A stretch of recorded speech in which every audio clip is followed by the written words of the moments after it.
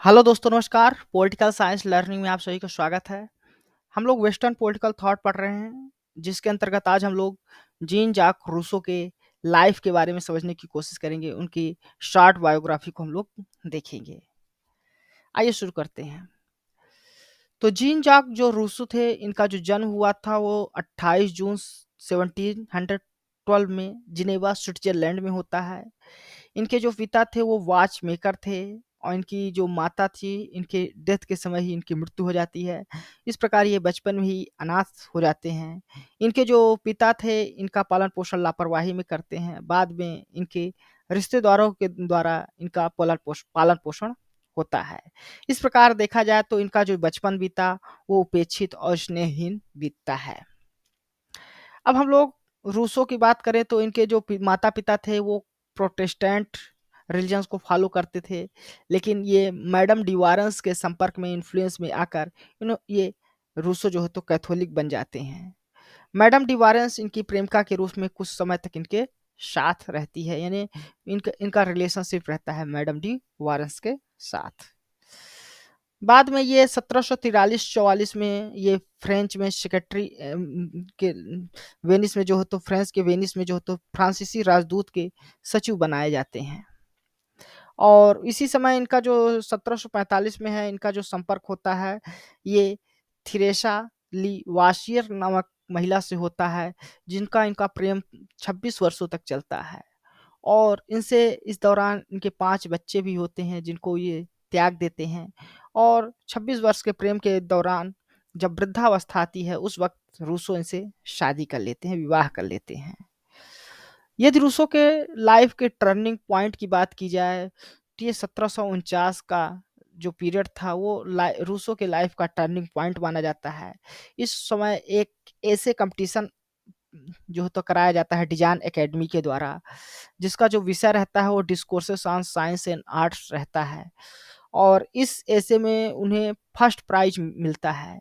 इस ऐसे के द्वारा वो जो तो रिजेक्ट कर देते हैं कि जो प्रोग्रेस हुआ है आर्ट और साइंस के द्वारा, उन्होंने मानवता का जो है तो पतन किया है। इस ऐसे के द्वारा ये प्रूफ करते हैं।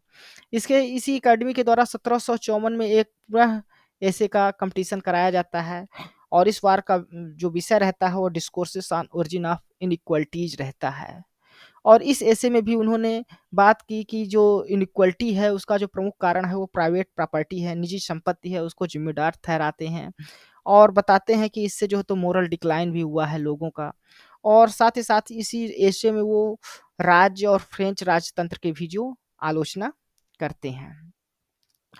अब बात करें 1754 में तो ये मैडम डी इपनी के संपर्क में आते हैं, संरक्षक में आते हैं। और मैडम डी इपनी ने इन्हें माउंट लॉरेंसी में इनको रहने के स्थान दे देते हैं, जहां वो 8 वर्षों तक अपना जीवन व्यतीत करते हैं। इसी 8 वर्षों के दौरान उन्होंने the Emile and the social contract अपनी बुक यहाँ पर उन्होंने लिखती है लिखते हैं रूसो। और जो जो द ईमाइल बुक है, कहा जाता है इसकी वजह से फ्रांस में क्रांति आई थी, जिसके कारण इनको 1762 में इनकी गिरफ्तारी का आदेश दे दिया जाता है। और इसके बाद वो अपना जो जीवन व्यतीत करते हैं वो इम्प्रिजनमेंट के डर की वजह से वो छुपते हुए अपना जीवन व्यतीत करते हैं, इस समय वो जर्मनी, इंग्लैंड आदि देशों में रहकर भटकते रहते हैं। बाद में 1766 में ये एओ हुम के संपर्क में आते हैं, मित्र बनते हैं, और साथ ही साथ एडमंड बर्क भी इनके मित्र बनते हैं। एओ हुम ने अपने कुछ प्रभावशाली जो फ्रेंड्स थे उनके द्वारा ऐसी व्यवस्था कर दी कि जो रूसो का इम्प्रिजनमेंट था उसको वो रोक देते हैं इनके लोग के द्वारा। और इस प्रकार जो अपना शेष जीवन है 1766 से 1778 का, वो पेरिस में व्यतीत करते हैं। और इसमें पेरिस में व्यतीत करते हुए अपनी कुछ पुस्तकें लिखते हैं, कन्फेसस, डायलॉग एंड रेवरीज। इन ग्रंथों की वो रचना करते हैं। और 2 जुलाई 1778 को इनकी डेथ हो जाती है। अब हम लोग रूसो के द्वारा लिखे कुछ प्रमुख जो कार्य हैं उनको देख लेते हैं। तो इन्होंने सबसे पहले जो लेख लिखा था 1749 में, जो डिजाइन एकेडमी के द्वारा कंपटीशन कराया गया था, वो लेख लिखा था the discourses on the moral effects of arts and science. इसके बाद 1754 में भी इन्होंने लेख लिखा था discourses on the origin of inequality पर। फिर इन्होंने 1755 में लिखा the discourses on the political economy. इन्होंने अपना सोशल कॉन्ट्रैक्ट जो बुक है 1762 में लिखा था, द सोशल कॉन्ट्रैक्ट।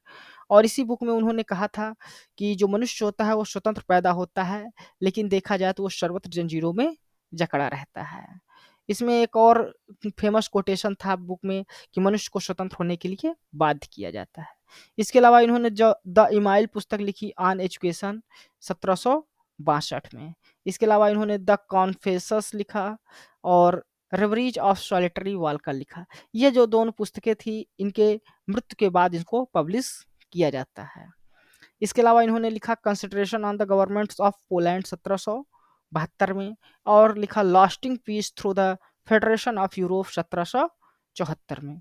तो ये रूसो की, जॉन जाक रूसो की कुछ प्रमुख पुस्तकें थीं।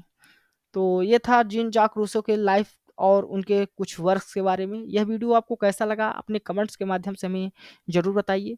साथ ही साथ आप हमारे इस वीडियो को लाइक करें और दोस्तों में भी शेयर करें। धन्यवाद।